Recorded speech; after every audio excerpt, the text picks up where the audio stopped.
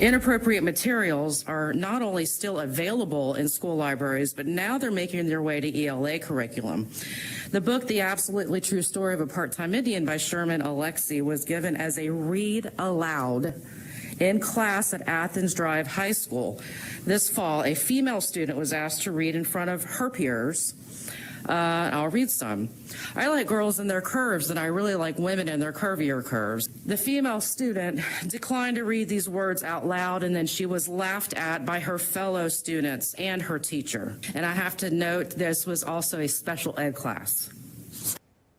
Concerned mom there sounding the alarm on students allegedly being forced to read what's being described as inappropriate books in front of classmates.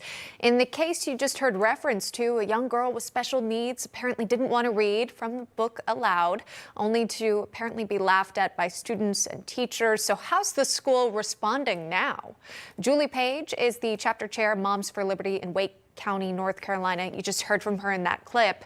Jessica Lewis is a parent and a substitute teacher who was there when the alleged incident took place. So ladies, welcome and thank you very much for coming on. Jessica, let me start with you. If you could just recap for our viewers what you saw happen in that classroom.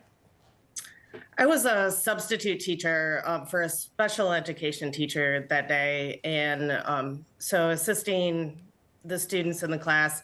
I was sitting in the back of the room. The main teacher handed me this book to read and follow along with the students that were reading in class.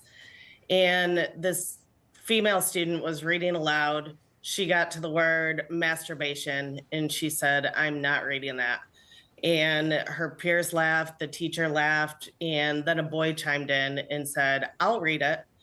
And so the boy read it, and then the teacher said, "Kudos to you for reading it."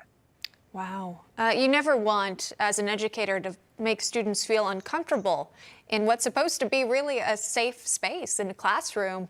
Julie, let me go to you. What was the response from the school when you presented this case in front of, I guess, top officials? I did. I went to the school board meeting and chose to speak out there because I just didn't want this situation brushed under the rug. We have been raising concerns about books with sexually explicit content for over a year, since November of 2021. This particular book was on that list from over a year ago.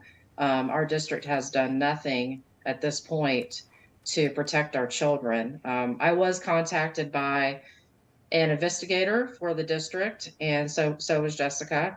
So we're pleased that they are looking into this, and hopefully this will be resolved so that it doesn't happen again. All right. It takes parents or those who are in the room that see something and don't think it seems right to speak out. Julie Page and Jessica Lewis, thank you, ladies, for coming on today. Thank you for having us. You're welcome.